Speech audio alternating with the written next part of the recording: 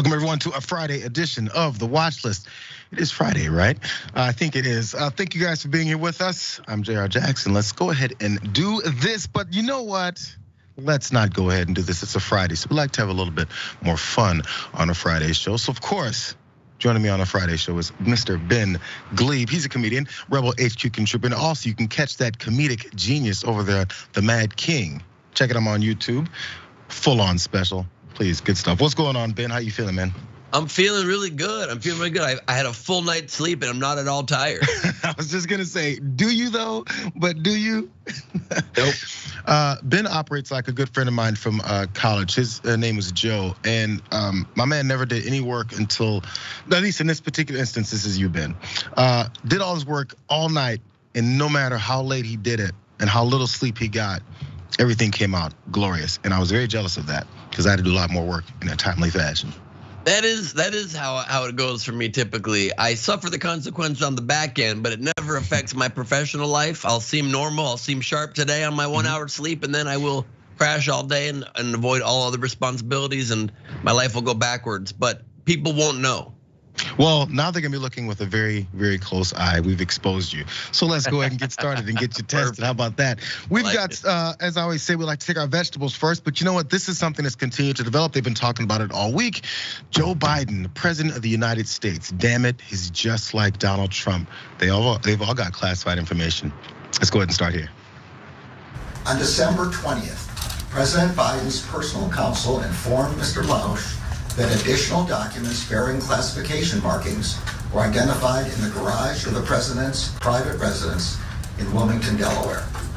President Biden's counsel informed Mr. Lausch that those documents were among other records from the period of the president's service as vice president. The FBI went to the location and secured those documents. On January 5th, 2023, Mr. Lausch briefed me on the results of his initial investigation and advised me that further investigation by a special counsel was warranted.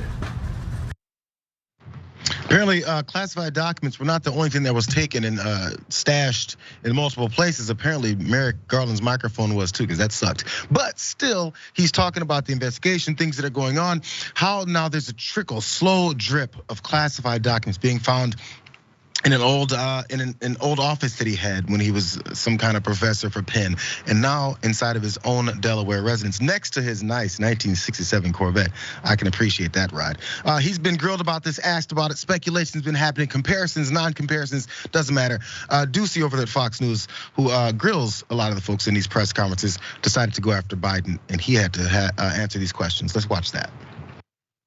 Classified material next to your Corvette.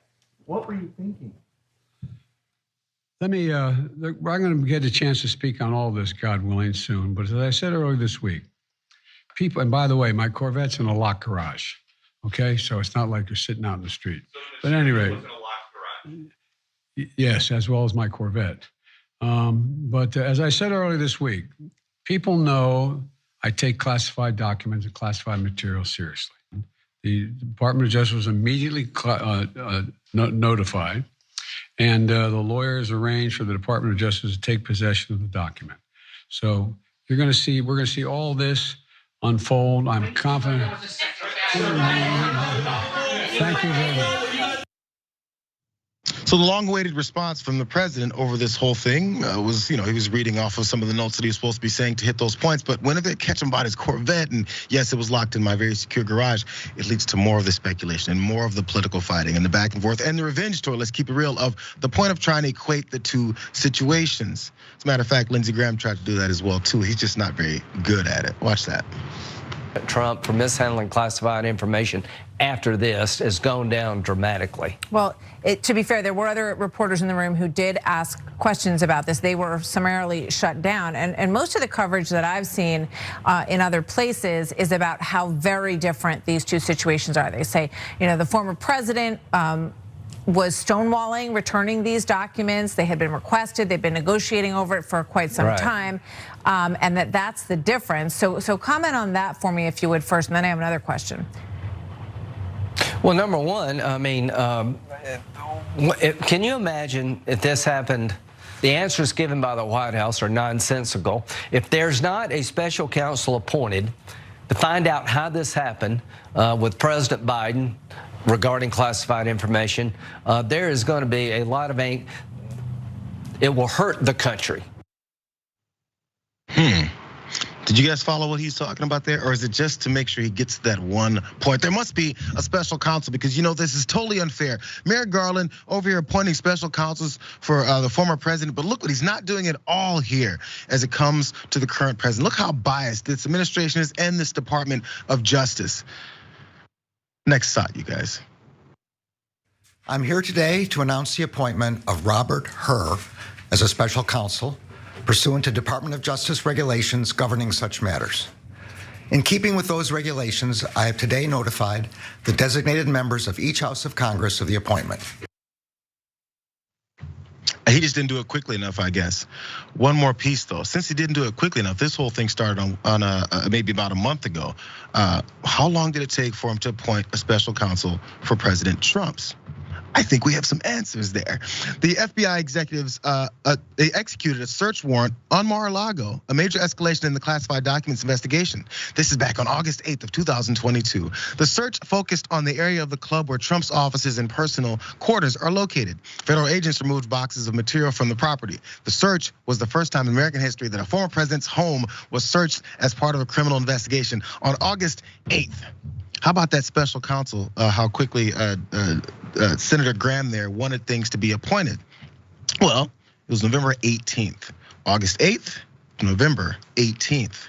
Attorney General Merrick Garland appointed the Justice Department's former public integrity chief, Jack Smith, on Friday, again in November, to oversee the Justice Department's criminal investigations involving the former president of the United States, Donald Trump. And as I pointed out about a month ago, is when these things started being found at Joe Biden's residences and offices and things like that. It took them about a month. December 20th to then now. What else can they complain about, Ben? I mean, again, there's some parallels as far as documents being taken and not knowing where they are, and I can't believe you took it and what's the situations, but there's so many differences that are purposely overlooked and ignored, is all for the sake of more political arguments. Of course it is. Of course, this story points out exactly all the things that are very stupid about our politics and about the way these stories are typically covered by a lot of the press and certainly by the right-wing press. It is just very, very wild. Couple of things. Yes, obviously there are big differences that Lindsey Graham can't articulate because he was probably out drinking late last night, and that's just my assumptions. But he doesn't realize the major differences: stonewalling, hiding, fighting the documents coming out. That said, Biden, very, very bad news here for Biden. So hypocritical. And you don't know if it's because maybe Biden didn't remember taking these documents. Maybe it's because he just never thought that he would be caught because the forces were against Trump. But Biden looks very, very bad here, and his arguments, both off the cuff and then unprepared statement, didn't do him any favors. I'm not sure what the plan is. Like, can you imagine what then? Okay, political consultants, advisors, all that stuff. Because there's a bit of chaos. They said there was a chaotic administrative shuffle when they were coming out of the White House, and maybe that's part of it. Whatever it is, there's always this line of, I guess, response from any politician, which is, let's not really say much. Lots of stuff always comes out and it makes you look worse when you don't say it. Yeah, and Biden is nowhere near as good at Trump at covering up for stuff. At least Trump throws out a million excuses. He has things that he posts that at least are somewhat well thought out for a crazy person. Everything Biden said made no sense. Firstly, he says, well, it was locked near my Corvette in a garage. Like, that's supposed to make you feel, but then he goes, and by the way, my Corvette was not in the street. Yeah, if it was locked near the Corvette, we understand it wasn't in the street. People don't have cabinets in the streets. But if a car supposedly is a thing that gets driven sometimes, that garage door is going up and down. It makes it one of the least secure locked rooms that there is. It also seemed like he was trying to just flex that he had a Corvette. 3 times he's like, "Near my Corvette," by the way. Actually, what I saw was I feel like many teams, specifically Deuce here, they were bringing that up so people could hear and go, "Oh, so he's got a Corvette, a coveted Corvette," and it comes to that then reference without saying it out loud. You know, these elitists and their expensive fancy cars, which by the way, all of them have. But Biden, for sure they do. But Biden owned it. He was like, "By the way, near my Corvette, got a Corvette." He definitely owned that back. And then he reads a prepared statement that he can barely read. And I don't know how you mess up a prepared statement that's written in front of you. And he ends it by saying, "I'm confident this will all unfold." Yeah, we're all confident it's gonna unfold. That's not, wait, I'm sorry, what's that? Oh, but why would right now you're giving, okay, I don't know why would being handed classified documents during everywhere. The broadcast? I'm just gonna save that for later. I'm not gonna open that on air because I shouldn't even have that. Is it next to your Corvette? It was. I don't know how it jumped.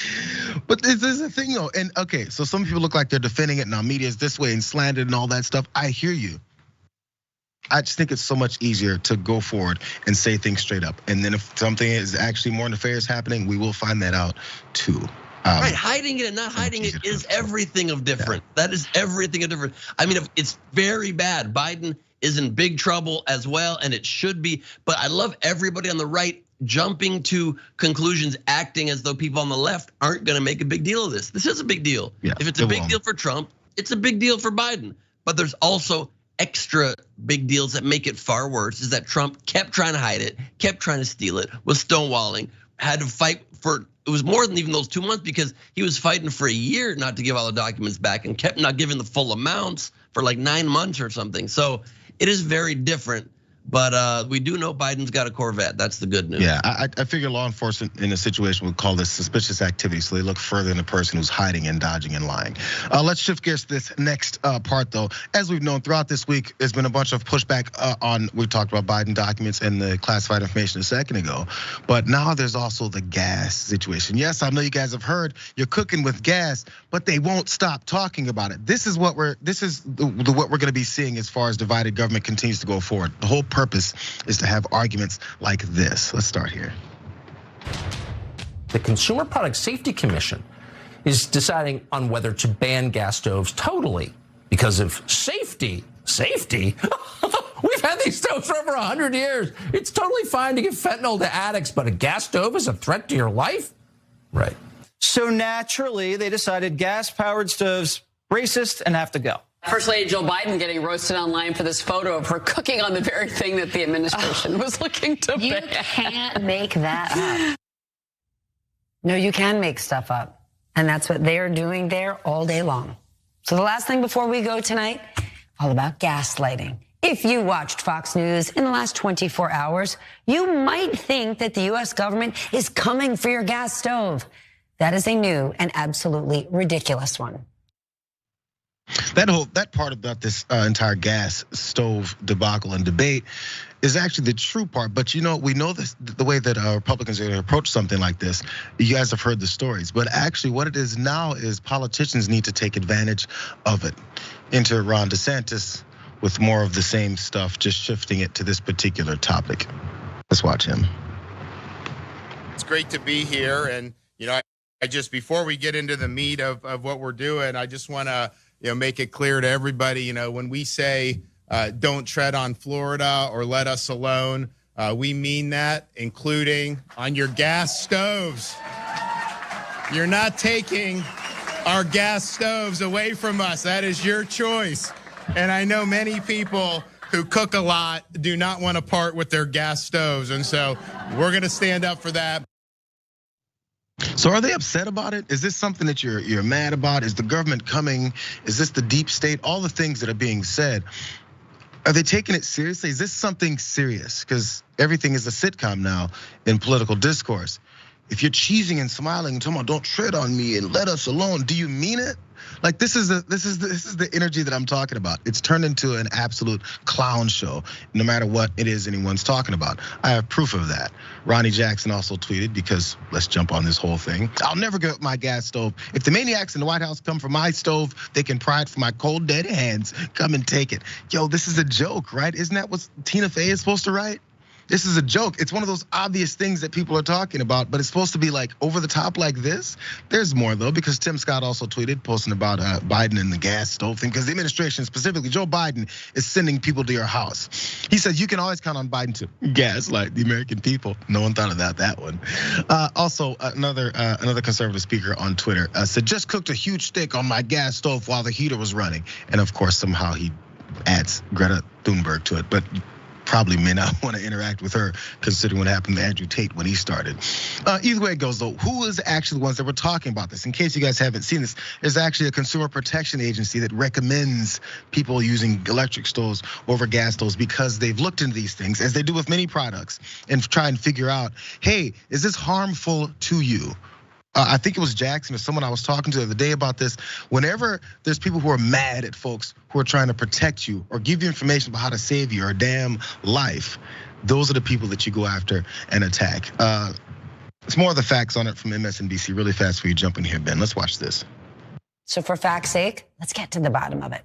This all started with a Bloomberg interview where a US Consumer Product Safety Commission member, Richard Trumka Jr., said this about the appliance, quote, "This is a hidden hazard.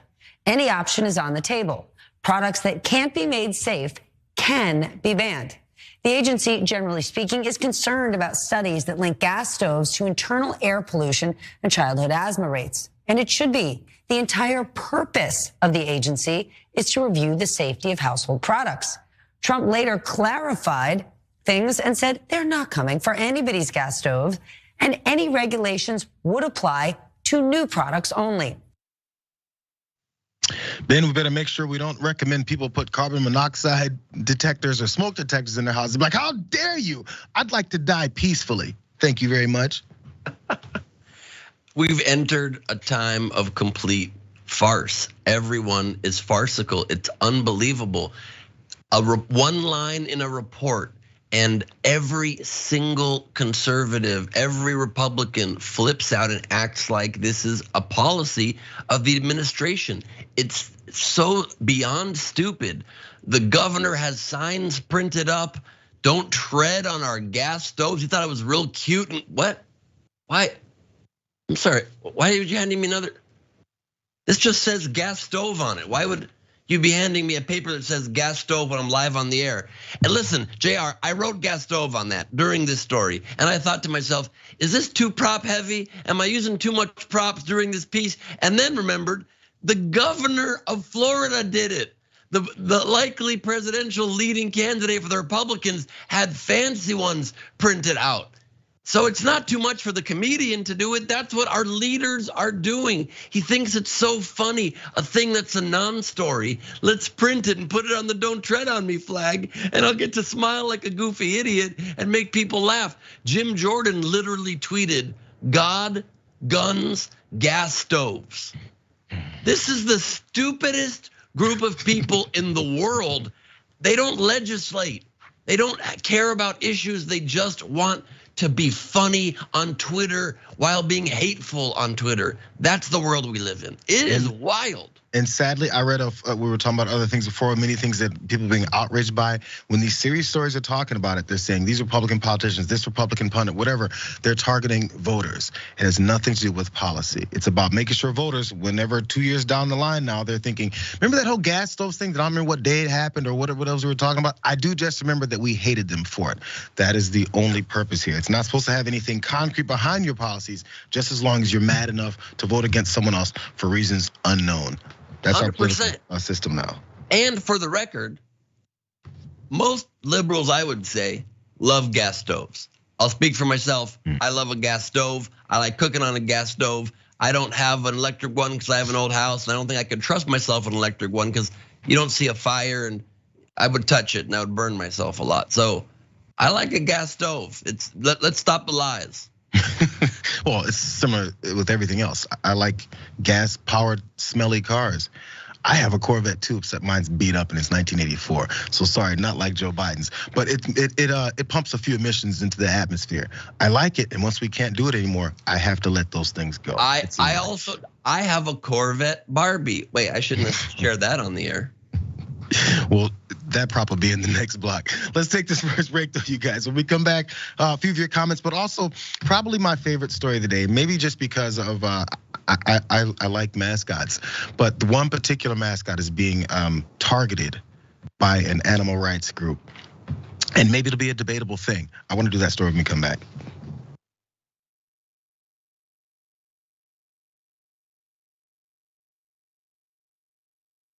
Welcome to Indisputable. I'm your host, Dr. Rashad Richard. We got a lot happening today. But what do we do on this show? We tell the truth. You know why we tell the truth? Because the truth is simply indisputable. Rashad, great to be here. Congratulations on the new show. And I gotta let everybody know that Rashad and I go way back. Here's the pattern that we see in all of these Karen stories. They think they own stuff they do not own. Now, where does that come from? I don't know, maybe slavery. Maybe they think they should still own black people. This is what happens when Karens weaponize the police. When you're used to privilege, equality seems like oppression. It hits you in a certain way when someone is holding you against your will, treating you like you're a criminal and you're an innocent person. This is something that black people face no matter where they are. A stronger black economy lends itself to a stronger, greater economy. Don't think it's exclusive of you, it's inclusive of you. What's your beef with critical race theory? It adds more fuel to the fire of the racist tendencies that we already have. We have a generation of problem solvers that can remedy the problem if they are properly taught what the problem is. You know who created redlining in this country? The white liberal. I don't give a damn who created it. If it's a racist policy, Shelley, here's what I don't know. I don't know. See, there you go filibustering, brother. You're scared of this truth, but you're gonna get it, though.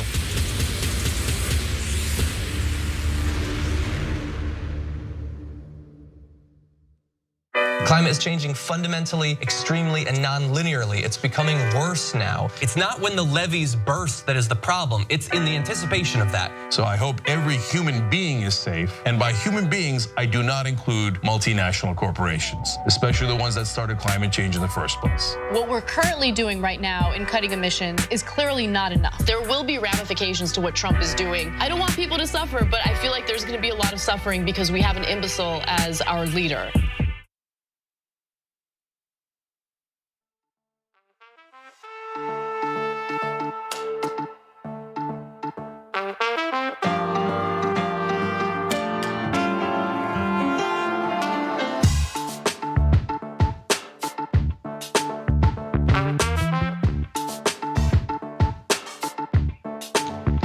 That's correct. It's the watch list. That's also correct. It's Jayar Jackson. The last thing is correct. Ben Gleib is here too. He's hanging out there. He's writing something on a piece of paper right now. I'm looking forward to what it's going to be. Two IT members, a few of y'all's thoughts. That's who else is here. Ian says, nice Orioles hat, Jayar. People always react to the Orioles hat. I wonder what it is because I haven't met any Orioles fans. You know, they probably want to say it. Pendulous Dragon, also TYT member, thank you for being here, says, hey all, I made it. Really need a nap though. Hey, it's Ben. Apparently everyone needs naps this morning. Let's see. Oh, Cam Miller, Gender Fluid Dragon, says, oh, I thought Ben had a hidden assistant in his studio writing props for him. Yes. Oh, this is good news. Over on Twitch, I told you guys. I love you guys over on Twitch. Always good comments. Blue Lizard Guts says, I watched The Mad King finally. It was so good and made me laugh many a time. Thank you very much. I appreciate that. And I won't say whether I do or do not have an assistant in here, but Bay, I'm on the air right now. I can't. Okay, all right, I got it. It's everywhere, bro. You can't bring this guy in without props. We're looking for the Barbie Dreamhouse next. Last one, Mike Boy from Mayor over on Twitter says, I got sucked into Ben Gleib's crowd work set for like 5 minutes. I don't know if I read that with the wrong pauses, but into the crowd work set? Yeah. Oh. I thought he's working for you. I was like, who is this guy, Ben? No, I do I have a bunch of shows on YouTube that are just 100% improvised with the crowd. They're like little mini specials, one camera, but I was the first comic to ever in history improvise a full headline set on Facebook Live, all crowd work, and I did like 8 of them, and a lot of them are on YouTube, so. Yeah. Must check those out as well too. Let's go to this next story though, since we're coming back to this, I told you guys. Mascots, let's go. More than 92,000 people were screaming. But UGA was calm. That's UGA, as in UGA, University of Georgia. philosophical in his air-conditioned house on the field, snuggled up to a bag of ice. It's as if he knew Georgia would win. So Uga, just named by USA Today the best mascot in college football, was content to pose for pictures with his fans. That profile on Uga, the University of Georgia's mascot from a few years ago, continues to live on. Because you know what's happened now? The University of Georgia football teams won back-to-back national championships. So Peta, animal rights organization, is taking this opportunity, since everyone else that's not a Georgia fan is frustrated by this whole thing of them winning these back-to-back championships. They said this is a nice time to strike on good old Uga. Not the first time they've had complaints about him, though. They tweeted this out back in 2019, this video. Now, and Uga says, I'm getting as far back in this doghouse as possible. Not crazy about the rain, Uga 10. He's so sad. Actually, this is what they tweeted. This was the text of that tweet. They said, he looks miserable, all capitals from Peta. No dog deserves to be packed up, carted from state to state, and paraded in front of a stadium full of screaming fans. Animals are not mascots, UGA Athletics. They must retire Uga immediately. He should be at home with a loving family. Well, damn. That was the problem back in 2019. What's the beef now in 2023? First it was misery, now it's this. Peta sent a letter this morning to UGA President Jerry Moorhead, urging him to make the school a winner, not only in football, but also in its treatment of others by retiring the school's English Bulldog mascot. The group notes that the school's use of Uga drives demand for breathing impaired breeds, BIBs, such as pugs, boxers, and English and French bulldogs, whose breeding is being banned in other countries, as their purposefully bred, grotesquely flattened faces leave them struggling to walk, play, and even breathe. Also, as back-to-back national champion, can't Uga, UGA find it in its heart to honestly examine the impact of its promotion of deformed dogs and call time on its outdated live animal mascot program? That's what the Peta Executive Vice President Tracy Riemann was asking. They said be champions also off the field as well. Okay. So we've got the breathing impaired dogs, which I totally understand. My wife talks about all the time because she has issues with these overbred animals as well, and there are issues with that. So Peta's right on that, but how about that whole lifestyle, how miserable he is? This is what some Georgia fans might actually say. Check this part out.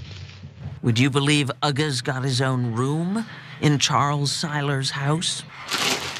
When he starts seeing his bag come out of the closet and his box rattle around and he can hear his car open. His car? He has his own car. Uga has his own car? He does. It's University of Georgia Red. The dog also has official Georgia license tag with his name on it. And we've got them blocked out all the way through Uga 25. They've got them license plates blocked out to Uga 25. We can have 12 to 15 more of them boys. What's your thoughts here, Ben? Because there's a lot more, because there's other mascots that they're probably gonna wanna go after. I just feel like Peta needs to refocus their energies to some degree. The dog looked sad because of the rain, because humans look sad because of the rain too. I don't understand the argument. I don't understand. They're saying also that they're saying that people then want these kind of dogs and they don't do well because they don't breathe well, so we shouldn't encourage that. So what's Peta's argument? To get rid of this breed of dog, to exterminate bulldogs? Is that the goal? Let them go extinct. Don't have people love them? Well, rebreed, or I don't know how this whole thing works, but stop with the overbreeding, stop with the smash noses, just because we figure that's cute and they snort and drool. If they live to a normal age, it's fine, and that's just what the breed does. I don't really think it's a problem. And as far as, you can't parade a dog out like a prop, that I do agree with, but I never seen yours. He's like a dusty looking version of Sprocket. He's the tanned version of our guy out here. But by the way, I'm gonna let the comments get you on how wrong you are on this breeding issue there, Ben. Let's go to other paraded animals out on the football field. One that I think they might want to focus on more is the University of Texas. They're the Longhorns, by the way. He actually had a dust up with Uga once. Watch. Ladies and gentlemen, this is like a man walking on the moon. Never before. Oh my Lord! Oh, Bevo!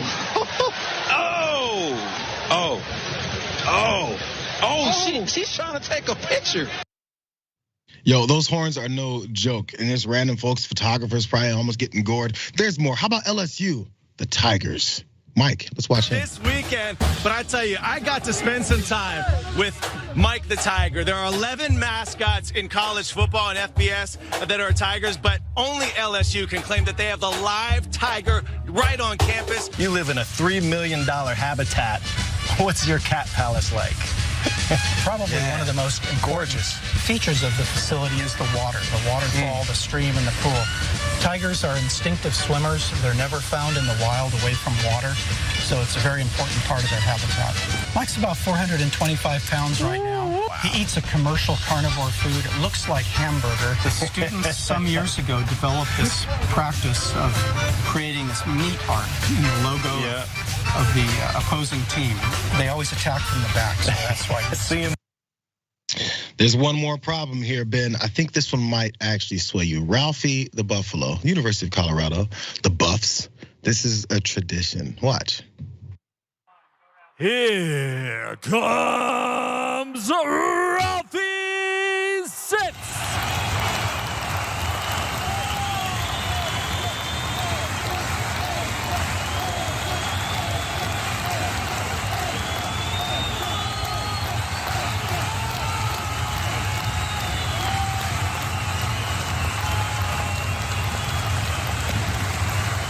And now, fans, here come your.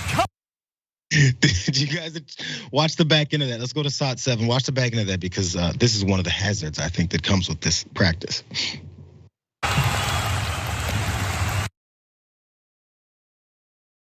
And now, fans, here come. Bang, bang. Well, you run Ralphie right into the trailer all, 15, 20 miles an hour, you're gonna have a couple of accidents.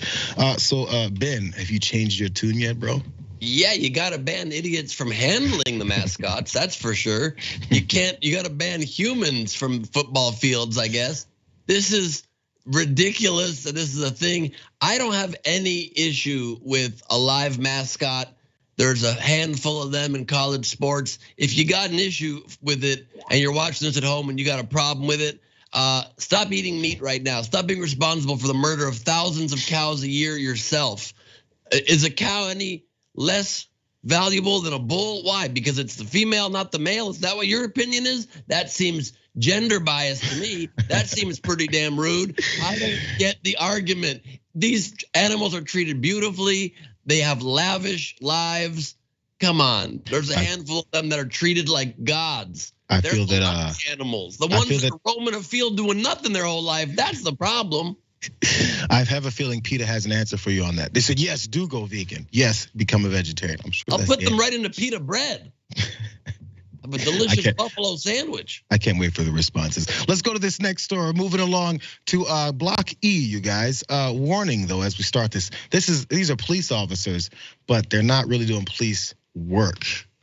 Listen here, watch.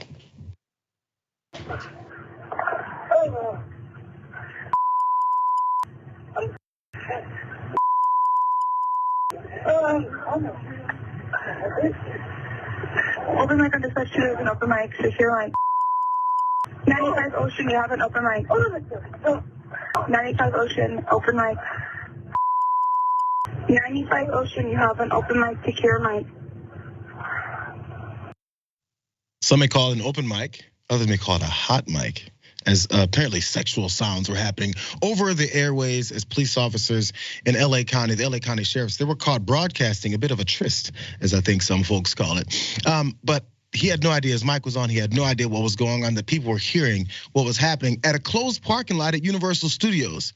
That officer was fired a little bit after that. That happened a couple years ago, but it's happened again though in Los Angeles as TMZ picked up audio of a female cop having sex outside of a men's jail. Also somehow picked up on audio. That's also under investigation. They must not have much to do. It's such a small city in Los Angeles. Here's details. A source familiar with the investigation who requested anonymity to discuss the ongoing investigation said the woman's voice belongs to a rookie deputy assigned to the downtown jail complex that includes the men's central jail that she rendezvoused with her paramour in a parking structure during a break period. Well, at least they weren't on the clock. Investigators are looking into whether the man is also a sheriff's department employee. Who knows, but really, does it matter at this point?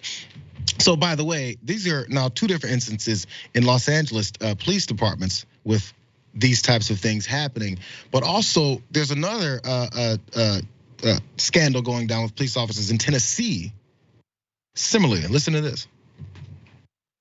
Shocking investigation finding sexual relationships, sending explicit photos, and open marriages involving Laverne police officers. The city's report, obtained by WSMV through an open records request, says it all centered around Officer Megan Hall, who was given the department's Community Service Award just back in August. The report says Hall had unreported sexual relationships with 6 other officers, some of which happened while at work. The report also mentions a Girls Gone Wild type party on the houseboat of Laverne FOP President Eric Statz. A city spokesperson confirmed the report in a statement, but said, quote, additional details cannot be released at this time due to the ongoing investigation. The report obtained by WSMV says Hall and all of the men admitted to the relationships. Another officer also admitted to workplace violence for choking a staff member who was sitting at her desk. Jesus. So from sexual encounters with 4 to 5 to 6 other officers, Megan Hall there is now in a bit of trouble. So by the way, 5 have been fired and 3 more were suspended. 8 officers in this little police department, all involved in these sexual encounters. So there's a little bit of math that was done here about the police work So you got 8 officers involved in these sex scandals, 60 total officers. That's kind of crazy. Damn near 15% of the whole force has been fired or suspended based off of these encounters. Maybe we should become a cop there, Ben. Yeah, first, a few things. First of all, I love how much you like round numbers that you don't want to say 13, damn near 15. I like that a lot. Yeah. I get that. Secondly, yes, I have already applied for this police department. Laverne is waiting to get back to me. Third, I also started following Officer Hall on Instagram. Worth the follow. Let's just say that. A lot of thirst traps hidden up on that account. This is wild. I mean, if anything, this is a recruitment tool for the Laverne Police Department. I would sign up. They did say Girls Gone Wild party. Yo, we talked about police brutality other times, people pulling guns on folks, and then when police chiefs come out and say this is not the behavior that we would expect our officers to do, we hold ourselves to a higher standard. I'm appalled to see that he talked to someone disrespectfully. All that stuff, it's BS. You know your cops talk to people disrespectfully. Everyone knows cops talk to people disrespectfully. So do you think, I don't know, this is my speculation, not confirmed, they just might know that they're off screwing around on the job, literally. Yeah, look, it's probably a way that they keep the cops relaxed. I'm in favor of this. I think this is a definite benefit. We're used to the cops effing the public, screwing them. So I think it's good if they're screwing each other and it keeps them more relaxed out there in the world. No worries. I mean, Officer Hall was definitely more focused on the serving out of the protect and serve options, but I don't really see the enormous issue. I do think the cops that had sex at Universal Studios by the Psycho House, by the way, a little creepy. Mother, it's a little weird. You know what I mean? What kind of fetish is that? I don't quite understand. But mute yourself. Like right now, there are 2 people having sex in my studio just off camera. And I'm gonna mute when they climax. They just finished. That was quick. Yeah. Let's go on to more. I guess we're gonna come back to the liars of our entire country. There's a big one coming, and Steve Bannon is the head of it, but he's in more trouble than I think he really knows. He's still dancing around it. Let's go here. Block F, guys. I'm sorry, Block F. We're back in the war room. I'm Congressman Matt Gaetz. Stephen K. Bannon is on assignment. Why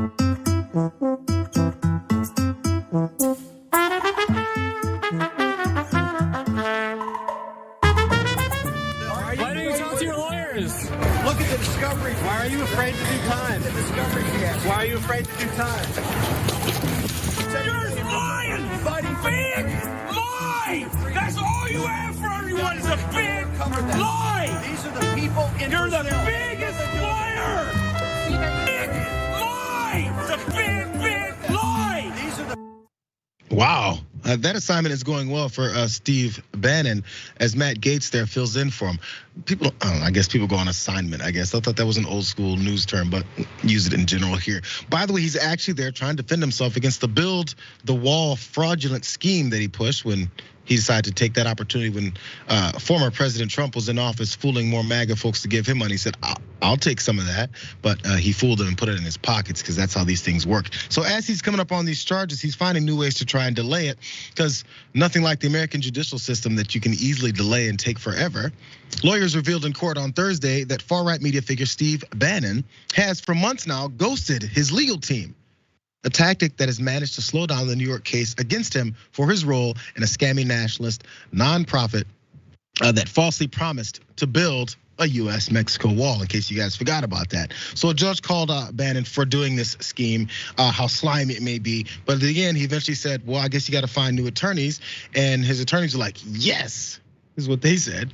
Attorney John W. Mitchell pleaded to be let go, saying that the way Bannon will only talk to him through a third person is indeed the most awkward situation. And he stressed, we're not providing effective assistance of counsel.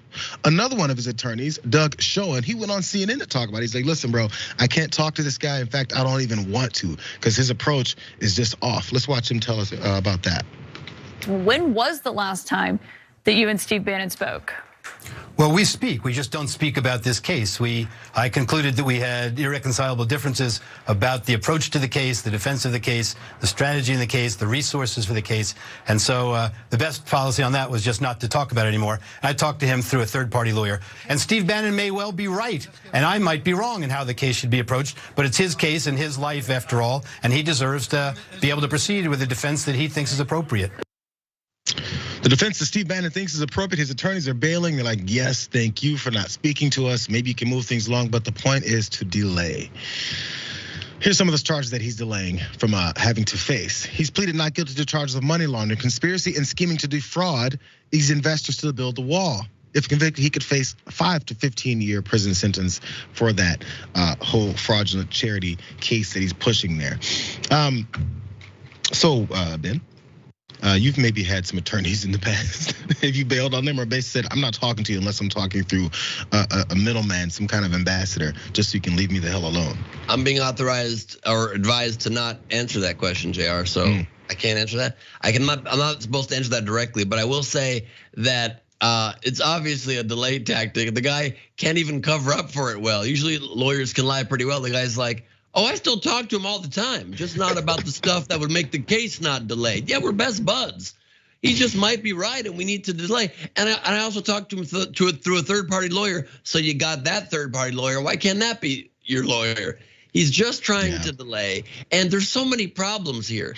There's so many problems here with just everything. Why is Matt Gaetz co-hosting a show? Why Ted Cruz have a show?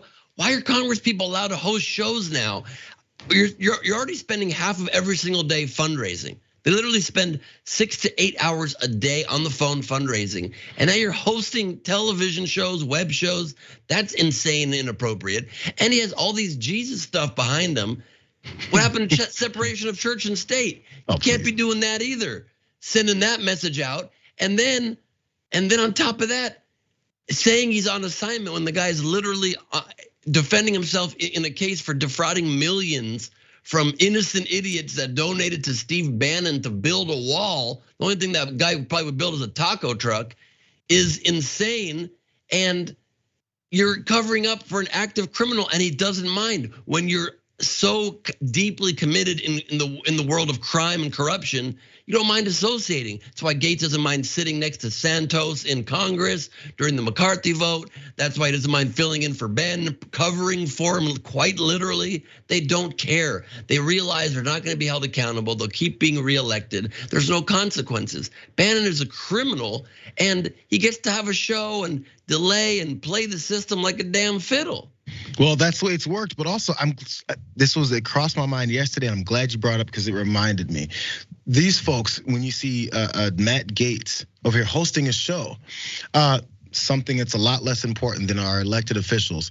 NBA player Draymond Green, in the middle of a season, specifically last year during the playoffs, every once in a while, because he didn't like the way the media maybe asked him the particular questions about the drama that was surrounding him and things going on, he would go on his podcast and say whatever he wanted, how he wanted, and explain things and talk about whatever it is he's feeling. Like, how can someone focus on playing the game if they're going and having podcasts every other night?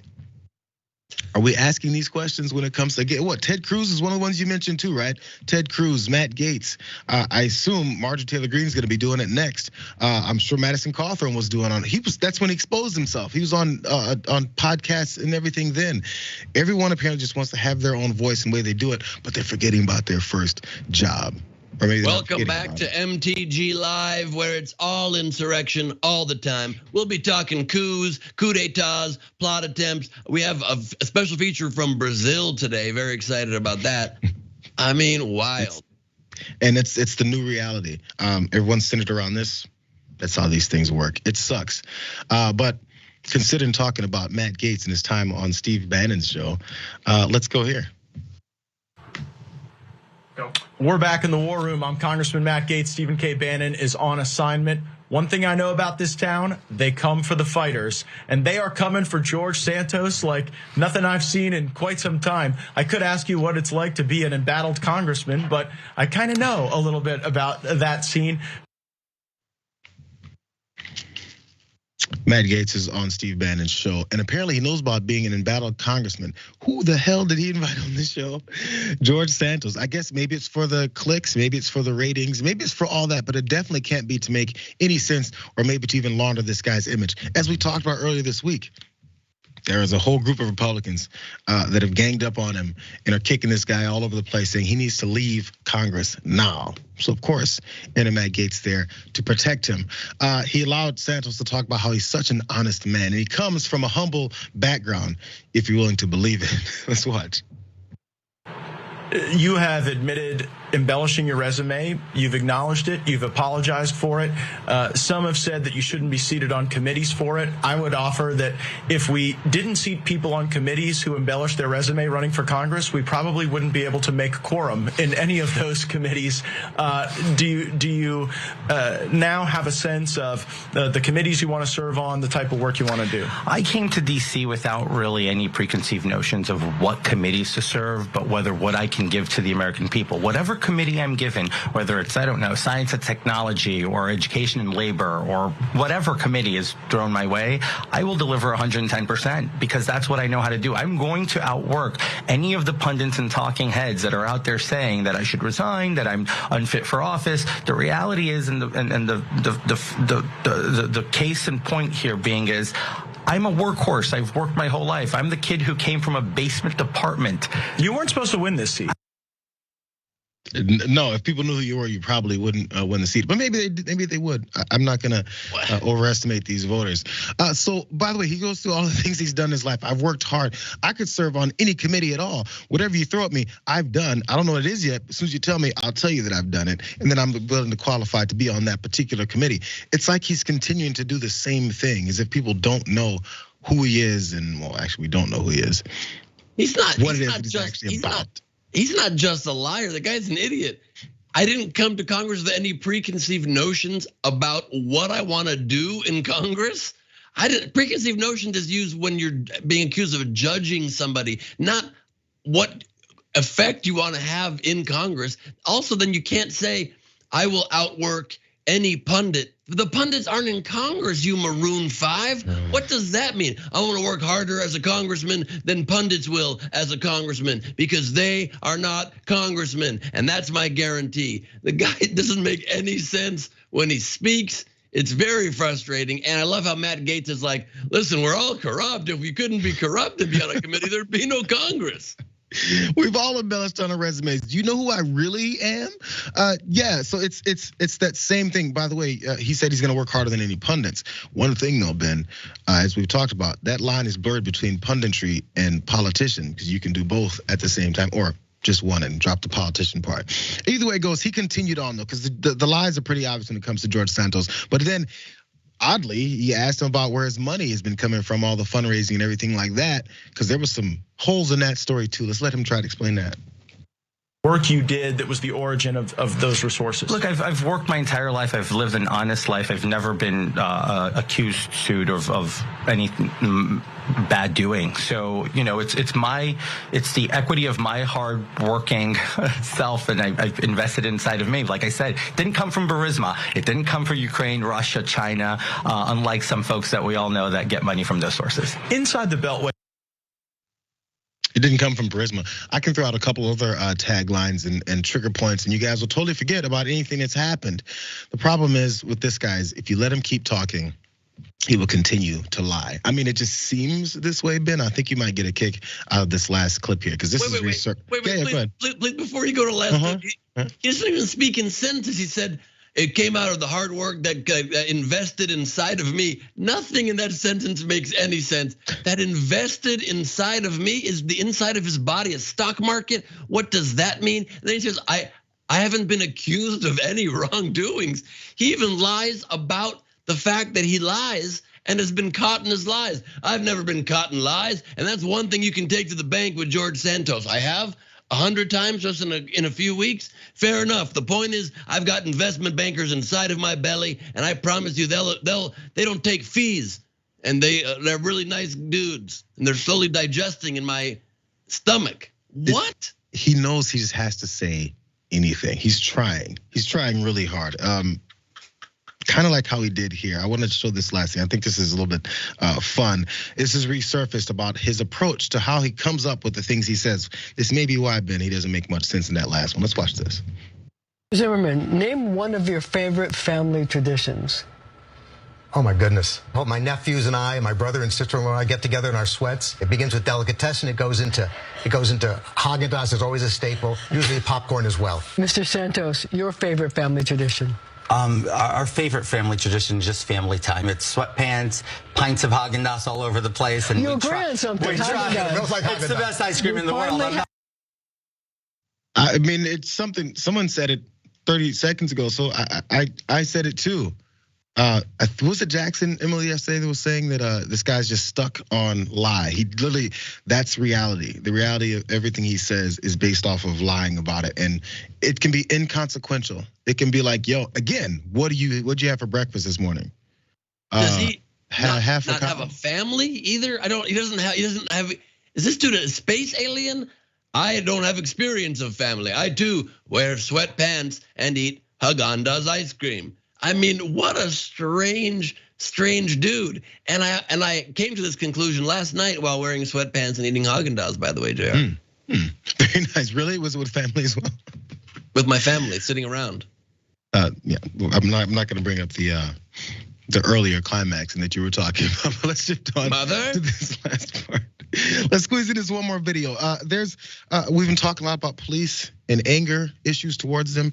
There's one lady who brought the anger to the cops. Let's watch this. Your son is 18. Correct? Yeah. What was he doing? You can talk to him once he gets bailed out. I'm telling you. You can tell me whatever you want. I don't give a. What was he doing? What was your probable cause to roll up to somebody on private property? This is not private property. It is private property. No, okay, cool. So, okay? Yeah, cool. Do the other kids' parents know? We talk about that. Yeah, we're not going to talk. I'm going to be writing complaints with every single one of you, especially you. Me? Yeah, you. I'm surprised already that this has lasted this long, but you might have a couple hints as to why. So this mom in Massachusetts, she came up and stood for her son, who's maybe in the middle of being arrested, who, while being arrested, he had the opportunity to call her so she can come in, I guess, defend him, show up with his ID, I think is what it was that he was missing that she could bring. Again, think of a police situations where you may actually have this happen. Either way it goes, they suspected he and his friends of stealing catalytic converters, something that happens all over the place, and she wasn't having any of it. Let's let her continue screaming at them. Name an ID. Name an ID. It's your policy. Yep. Name it. What? Show me it then. What you little blue line gang? Oh, you don't like it? Yeah. You don't like it? You guys do it to everybody. Go ahead, pull it out. Pull it out. Ooh, let's play flashlight war. Ooh, what? Move your jacket over next to that desecrated flag, and let's see your name. Walsh. What's his name and ID? He won't identify himself. He's not gonna adhere to your policy? Because I don't adhere to your policies. Identify himself. No, yeah, that's called the Fourth Amendment. No, it's not. Yes, it is. Being safe in your papers of property and effects, which is you. You're laughing like you know what the what's the First Amendment? If you can tell me all 5, I'll walk away. Well, that whole thing took a different turn, and they kept listening to her berate them, and even to the point where they eventually let that guy go, because she cited the laws and what is bring this up, and I can't believe you did this to my son and that. I wouldn't suggest trying this on your own, though, Ben. I mean, first of all, ladies from Boston are not to be messed with. The cops just didn't know what to do with her, and I love when regular citizens know the law and know the Constitution and throw it back at cops. And you see them every time be like, oh, we don't really know the Constitution. All 5 parts of the First Amendment, unclear as to what that is. We know your son, bad guy, and here's badge number. I mean, she just worked them all around and aggressively. Give me your frickin' badge number. Right now. Calling them every name. We had to bleep 4 to 5 different times throughout this whole thing. 4 to 5. You can't. What's your badge number, JR? Was that really a Boston accent though? It was, but it sounded to me a lot like my cousin Vinny. And biological clock's ticking like this. Yeah, exactly, right? It sounded just like her. It could have been her too. Again, I wouldn't suggest you guys try this at home or in your own local police. With your own local police as they're harassing and pulling you over and trying to figure out what's wrong. They said they were detaining him while they investigated the scene. Investigated, he was let go. I'm still waiting for your badge number. I can't give that to you. Thank you for joining me, Ben, on a Friday edition of The Watch List. Thank you guys also for being here with us. Check out The Mad King, of course, on YouTube, and also all the HQ videos that Gleib is pumping out there. Thank you for being here with us. Thank you guys, of course. Have an excellent weekend. Up next, John Iderola with the Damage Report to wrap up your week. I'm going to be on the main show tonight, 2nd hour. So yeah, go ahead and stick around, hang out for that. I'll see you guys a little bit later on too. But until then, see you.